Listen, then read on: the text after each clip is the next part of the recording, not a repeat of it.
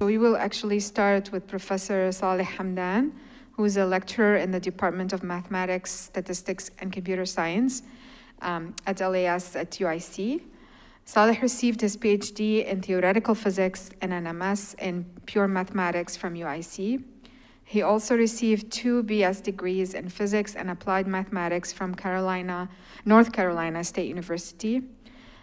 Saleh is passionate about physics and math and enjoys guiding students through their learning process and communicating science and mathematics to new learners. His recent research focuses on medical physics. Okay, thank you for the rest of you who stayed. Well, today I want to speak to you about how you could succeed during your graduate career, okay? And this will be a general talk, and although I will give some notes in passing that apply specifically to immigrants. And so what I'll do is I'll go point by point giving you some advice, and this is advice that I wish someone had given me back when I was undergrad, okay, early in my undergrad career. So the first piece of advice I want to give you is to believe in yourself, okay? Now, that sounds very cliche, all right? But oftentimes in grad school, every grad student will encounter a time where they're in crisis mode, okay? Where they start to have serious doubts about themselves and whether or not they should be in grad school. And I think that's one of the reasons why there's such a high dropout rate for graduate school. And oftentimes this is precipitated because in K through 12, and even as an undergrad, you know, you could be a high achieving student, but you're always told what to do, when to do it, okay? And grad school is that first time, you know, in your learning where you actually have to start taking the lead and, you know, peer into the kind of, I don't want to call it darkness, but something where it's not so clear where to go to next, okay? And so it's easy to lose confidence during that time. And I just wanted to let you know that it's common, okay? And that it doesn't mean that you don't belong in grad school, okay? And something that could guide you when you encounter that is your passion, okay? You're there because you love the field that you're studying, okay? At least you should. It's very important. That's very important there. I don't know if you could get away without that. And so just focus on what you like and let that be your guiding light, okay? Don't worry so much. Just go to the next step, okay? Always look to the next step of what you have to do and get things done, all right? And hopefully that bump in the road will pass by easily. And here, just to mention, for immigrants, these feelings are often exacerbated because of the, you know, additional layer of alienation. So already you have to feel like you fit into academia, even if you're not an immigrant. But add on top of that, you know, having to feel that you're part of the American fabric, that exacerbates the feelings of alienation. So here, what could help is, you know, of course, to believe in yourself, but also to look for mentors and role models, okay? Other people who've gone through similar experiences and can help you. The second piece of advice I'd like to give, okay, now this is tailored to the undergraduates, is work very hard as an undergrad, okay? Be prepared as an undergrad to apply to the very best grad schools that you can. And I'm sure you guys are thinking, duh, yeah, of course I want to apply to the best. But I want to give you additional emphasis about this, and I wish I knew it as an undergrad. And the reason is that bridge from undergrad to grad school is among the last times where you're able to climb up to a higher rank institution, okay? It's harder once you finish your PhD to climb up to a higher rank institution for your that's not impossible. I'm not saying to lose hope, but I feel like that undergrad to grad school is one of the sort of last chances to do that. And I mean, you could take a look at, for example, a lot of the faculty in whatever department that you're in. You could see that faculty members tend to go to equal institutions or institutions that might be ranked, which, that's not such an important thing. It depends more on your research. I'm not telling you to focus on rankings, but it's something to consider because there are, opportunities for you at these other institutions. So how do you do that? You have a high GPA, okay? That part I got right as an undergrad. What I got wrong as an undergrad is the typical view of how research is conducted. Of course, you have to focus also on your GREs. I was studying for my tests in my classes when I should have been focusing on my GREs, so that's something I would also advise you. Start thinking about your recommendation letters and try to also do some community service. And also for the undergrads, I'm still with the undergrads here. When you do apply to a grad program, try to focus on why you want that specific graduate school and what field you want to get into, and perhaps what professor you'd like to work with. That shows that you've done your research about this school and that you have like some particular passion. Now, I was told that as an undergrad, actually, but I felt that it was cruel, okay? Because here I am still learning about physics, and I'm supposed to know what I want to research when I didn't even, understand the sort of the major problems until 2 years into my grad program, okay? So that's difficult, but try to do it, and here undergraduate research experience can help, okay? And early on, start to build your CV. So a good way to do that, if you want to, stay in academia, take a look at your professor's CV and,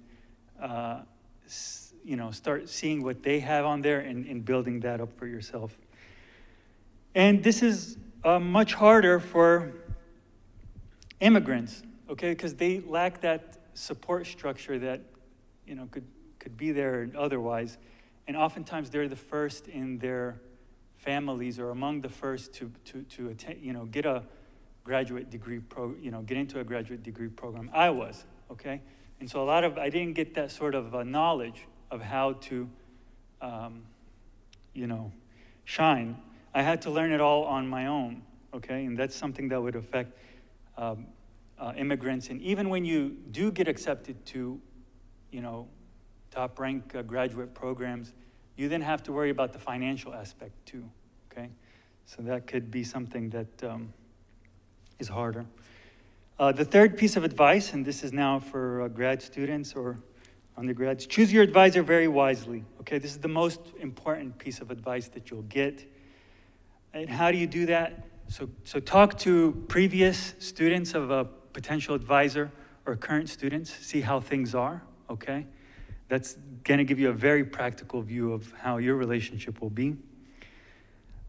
Take a look at where their previous students ended up, okay? You will probably end up in similar situations. Our advisors are very important for the next job that you'll get after grad school. See if they are likely to give time and support. Some advisors are very hands-off and expect you to do a lot of the lifting. Others are very, supportive. So you got to see what works for you, okay? Choose an established faculty member, okay? A faculty member who already kind of built their career. One, they won't be leaving the institution in the middle of your PhD program. And they'll give you that attention. Otherwise, they're going to be more focused on building their career and getting their tenure. And an established professor also has a network that they could call upon to secure future positions for you, okay? I had a young advisor. My advisor was 1 year older than me.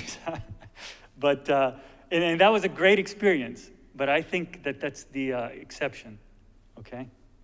He was very supportive, but And so knock on their door, be proactive once you find the potential advisor that you're interested in. And don't just go there and, say, what do I do next? Okay, again, you're a grad student. You have to also start taking the initiative and show them that you will. So initially, the relationship is that you're, learning a lot from them at the beginning. At some point, you should know more about your project than your advisor. And so and an advisor would like to know that you're going to get to that point, okay? So be proactive about it. The fourth piece of advice that I want to give you, okay, and I'm first going to give you the traditional advice, and then I'm going to give you the devil's advocate advice, which I followed the devil's advocate advice, okay? So the standard advice, which you'll hear from maybe 95%, is to finish fast, okay? So here's how it goes. They tell you, do you know what Einstein did his PhD about? And the answer, no one really knows. As a physicist, I didn't know. He did something with Avogadro's number, which was totally unremarkable, okay? And the point is, okay, he still built his career and made these advances in physics, so you'll have your time after. But just focus on finishing your thesis and finishing it fast, and finishing your PhD faster shows that you're productive. You'll also cut your losses, right? Every year in grad school, you're missing out on a year where your earning potential is higher outside of grad school. Another reason why you would want to go fast, and that there are always more opportunities after you're done and once you establish your research career, okay? I didn't do things that way. I took a long time. So I started my PhD in 2009, coming from undergrad, and I completed it in 2018. So I took the maximum 9 years that the grad school allows. And all my thesis research was focused on that just last year too. So it wasn't a lack of being productive, but I had seen something very early on in my career as a grad student that I noticed, and I noticed that maybe this will be the only time in my life where I'll be given complete flexibility and freedom to just explore, to try different things out. So I took twice the number of physics classes that I needed, twice the number of math classes that I needed. Okay, I earned a master's in math along the way, just for the heck of it, right? I was going into mathematical physics, so I took a lot of math. So I had noticed that. And then I also noticed that if you follow the standard academic advice, when you truly will get that sort of flexibility to do whatever you want is generally after tenure.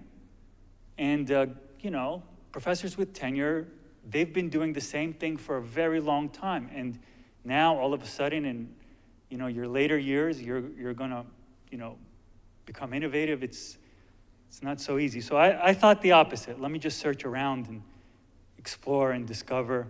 You'll also get to discover more about yourself and society. As a grad student, you get to have a lot of lively conversations with other people who know a lot, okay? So that's something that is useful about taking your time. And you'll be able to avoid temporarily in the academic fields the publish or perish paradigm, okay? Which I'll get to, that's the fifth point.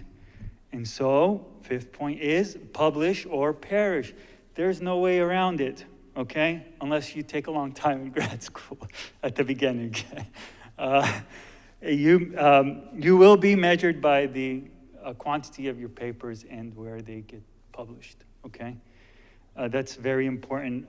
Other postdocs and other, research institutions, they can't get to know every applicant so deeply. So that's one of the metrics that they'll consider. Here, for publishing, you have to lean into your advisor. That's like the number one role of the advisor, okay? Is that they give you the ideas. Why grad school took me a long time is I was getting to I would start a research project and realize, hey, this was done in the 80s, okay? So your advisor knows how the field is, and that knowledge only comes from a lot of experience. So lean into your advisor there to publish. when you start your research project, write an abstract for your paper. It's a great way to start the project. And here's a major thing with grad students, and I see this with grad students who take a long time, is that they generally also have a perfectionist trend where they, you're in grad school, you want to discover, you want to do something very nice and innovative, right? Groundbreaking, right? But don't let that get the best of you. Once you do have results, put them out there. You'll build up on those previous results and you'll keep building up. Okay? 6, go to conferences, give talks, be social. Okay? Networking is often portrayed as a sort of bad word in academia and in other than academia. But it's actually very important, all right? When you go to conferences, people put a face to a name, and so that's important. Meet many people at conferences. Give simple talks. Something that's very important is grad students tend, when they give a talk, to go into the details of what they're actually doing, what their research project is and their results. Look, you're talking to a broad audience, even within your field. So you want to focus on how your project is connected to theirs. And so don't worry about spending a lot of time in your talk discussing the more general ideas within even your subfield. And then you, towards the end, focus on what your results are and how it fits into the bigger picture. And number 7, start preparing for the next step early on, like at least 3 years before you expect to graduate, not the last year, okay? Think about who's gonna be writing your recommendation letters. Start browsing journals. So in physics, which I could speak to, we have a preprint website called the Archive. And it's a good idea to start looking at the archive and seeing the abstracts and titles of papers published in your field. Also start looking at postdoc forums. Again, I can give you only examples from high energy physics, what I know. There's something called the high energy physics rumor mill.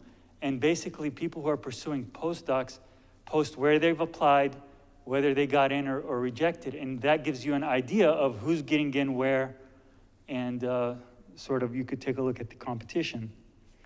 And start looking at these jobs very early on. Start looking at what's out there very early on.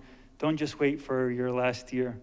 And again, all of this is harder for immigrants because they don't have that same support structure. And during our first panel, we also saw many of the other difficulties that immigrants who come.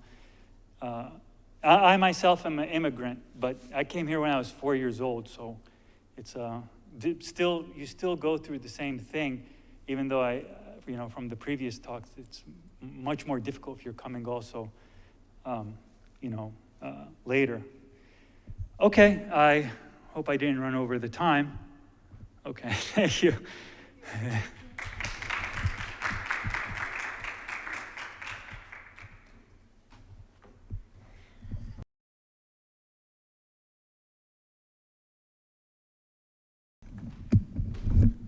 Thank you so much, Sarah and Saleh, for the great tips and presentation. We will see if folks have some questions. Serene, can you help with the microphone?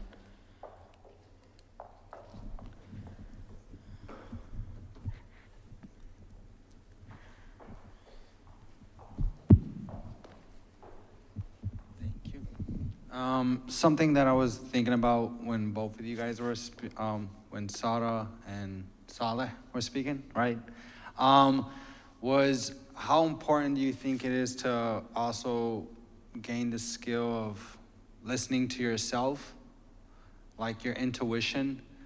Because sometimes you're going to be hearing so many different voices and different opinions.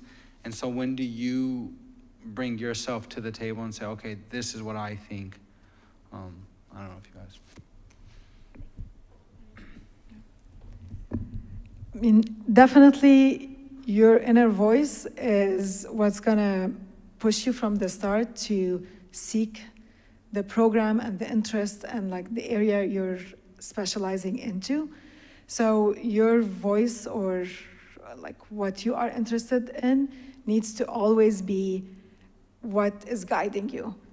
So getting feedback from many people is always helpful, but sometimes you get conflicting feedback.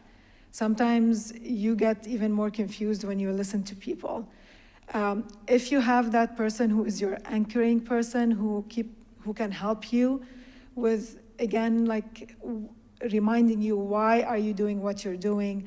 What was the interest that pushed you to start, let's say, this program? And again, to listen to what you are passionate about. That's always a priority, because you do not want to be in a program stuck for many years, and this is not what you want. Realizing early on what are your interests and like what is your passion is, I think, very important to help guide you in your career. So know thyself, right? It's very important, especially, you know, when it comes to grad school and what I was discussing earlier, that this is the first time where you have to sort of take the lead in your education. You're producing new knowledge. So you got to find that internal motivation. And some people actually go to grad school and discover they really don't have that internal motivation for the subject. And then that's fine, right? You know, when you go through undergrad, you're being told more what to do. And grad school is a completely different mindset. But also, you know, you got to listen to yourself and hear your motivations. But I feel also it's very important to listen to other people as well, okay? Oftentimes, things don't make sense to you that might be told by your advisor, and you might doubt it from your own perspective. But experience is an amazing teacher, and so it's very important also to get feedback from others. That doesn't really contradict your own voice or motivation. It's just a way to integrate experience into your life that you don't have to go through, right? So that, or you don't have to learn the hard way. So both of those are very important.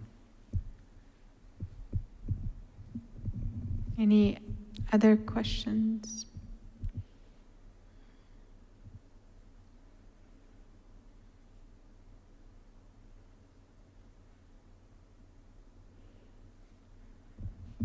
Mehdi. What do you think, like, you know, as undergraduate students, what do you think we should do, like, through our journey? Like, how should we go about, like, finding the right counselor? Like, because, you know, we start so early and we're kind of, like, for example, like, I'm a freshman right now. Like, what do you think I can do as of right now for me to have a better counselor, or, yeah, basically. Do you want to start? I think you're off to a very good start by coming to this symposium, right? That's gonna, you're already learning from people who've gone through this, so you're doing a good job, and keep it up. I mean, you know, we discussed several different points that were important, especially for the undergraduates. Make sure you work very hard. You know, undergraduates, a lot of them, especially here in the States, you know, sort of a, you know, the party experience, right? Get out there, explore, and whatever. But, you know, if you are thinking about grad school, you really do got to work very hard and to get a leg up. So, and again, you know, you could always, even after, you know, you get into your grad school program, jump to a higher postdoc or whatever. That happens, you know. Even, you know, happened to me in some sense, but that's, you know, if you do have a head start after the undergrad, your grad school would be a lot smoother, I think, for you. So I think that you're off to a good start. And another thing, like if you are interested in finding a mentor or a counselor, it could be just by like the different courses that you are taking. If you feel that you're able to connect with one of the faculty where you took a course with, you can reach out to them, ask them if there are any opportunities that you can work with them if their work is of any interest to your discipline. Keep that communication happening, because also those faculty might be very important in writing you letters of recommendations for graduate school or for work if you're applying for work after that. So try to reach out to faculty that you feel connected with, or just your advisors. If you feel like your advisor is someone that has an area of work that could be something that you're also interested in, ask them about opportunities to be more involved in that work. One thing, it will give you a like exposure to either volunteering through research or other work, and it will give you that connection with the faculty who can become your mentor as well. If I can just add, I mean, I think I noticed that students are hesitant to come often to office hours as much, either because they're just busy or they're like, well, I don't really have an exact question or I don't want to impose. But I think particularly in like freshman and sophomore years, like keeping your options open. So like meeting with as many professors, because it may be true that like you look at their whatever profile and you say, oh, their research is interesting and this is the person I want to work with, but they may not really be supportive people, let's put it this way, right? Just because someone's research is really great or aligns with what you want to work on, at least in my experience, sometimes it doesn't, things don't quite align. And I think what Sarah mentioned in the, like, you need to have a combination of different factors, and being able to easily communicate and have a conversation with someone is really as key as, if they're so well connected, they're the big star in the department, et cetera. Like those things are important, and being able to have a conversation is good. So I think like particularly in the freshman year, you want to meet as many people so you can see like who maybe are you connecting with, who is easy to have a conversation with, who actually has suggestions and ideas for you. So like go to office hours, meet with them in different places, get to know them, and that can help you narrow down maybe some options for the following year to become more in depth. We have a question over there.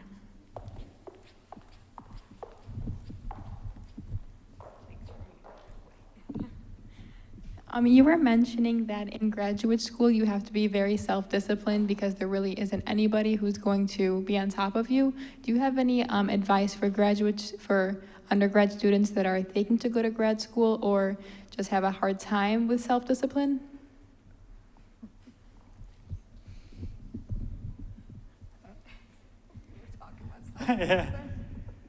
I mean, discipline is a complicated thing, right? You got to know why you're there, and that's where that internal motivation comes from, right? And incorporate, habits form over time. Okay, if you're someone who finds it difficult, for example, to read textbooks, you just don't like to do it. Okay, that's important. If you want to go to grad school, you have to start reading a lot. So what could you do? Well, start off in small pieces. Read just for, say, 30 minutes and then just put it down and then build up on it, okay? Try to also maybe start the habit with things that you actually like, right? If you really like microbiology, for example, then maybe you could pick up the habit doing that, and then, if you hate economics, but you've developed the habit, then it'll go much smoother. So that's how I would approach the issue of discipline, is to take it bit by bit. Don't start out big and then fail. Just, that's part of being humble too. So I think that's what's important there. Some other things, because this is going to be something like that you need for life, if you're interested in staying in academia specifically. Accountability groups, for example, or finding support groups that have similar interests are usually very helpful in keeping you motivated. And so in addition to this internal motivation, there's this external motivation that you're accountable for other people when you're working in groups, meeting on regular basis, putting like aims and objectives that in the next 2 weeks I'm gonna finish reading these 2 textbooks because I have this assignment or this exam or I need to write this paper. So this will keep you motivated and accountable also for others. This has helped me personally, even as a faculty right now. I have my own writing accountability groups that we meet once a month to like keep each other motivated, disciplined in writing, and especially like with publishing. So you always need to figure out like what motivates you and how you can work towards that. Also, if I can add, like I think looking at what distracts you. So, like actually writing down that, like, I notice that every time I go to do this work, I'm distracted by X, Y, and Z. It could be like checking my Instagram post or making a grocery list or whatever. And so the more you notice what distracts you, the easier it is to be like, no, I'm not gonna distracted by that. I'm gonna now focus on this, like to actually notice your patterns. That is as helpful, and truncating things into smaller tasks, and kind of keeping a list, like to-do lists. There are a lot of internal deadlines for all the things that need to happen so that you're not waiting till the last minute to get them done. Say, I should have read this much by this day, I should have done this much by this day, kind of like working backwards. Those are also some things, some tools that can help with that, maybe. Sure. Any other thoughts? I think we're at closing, so I want to ask you all to help thank our speakers once again. Thank you so much. And thanks everybody who stayed with us. And we will, the great thing is we're able to record, so we will make use of those recordings so other folks can also benefit from this. And please make sure to fill out the feedback form at the end before you head out, and make sure to grab food if you haven't yet grabbed some of that. Thank you.